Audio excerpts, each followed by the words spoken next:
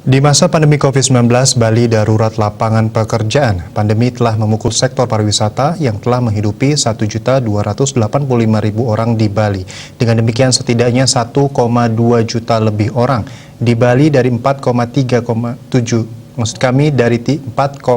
juta penduduk Bali membutuhkan pekerjaan.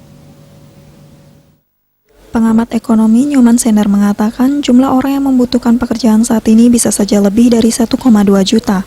Jika yang statusnya masih bekerja saat ini juga dihitung bekerja dari rumah dan penggiliran kerja dengan kondisi pengurangan pendapatan. Banyak dari mereka yang bekerja utamanya di bidang pariwisata beralih bekerja serabutan dan kondisi itu dihitung sebagai bekerja oleh Biro Pusat Statistik. Terjadi penurunan kualitas pekerjaan karena pekerjaan utamanya tidak lagi menghasilkan pendapatan yang lebih tinggi. Orang-orang terpaksa bekerja serabutan atau seadanya hanya untuk bertahan hidup.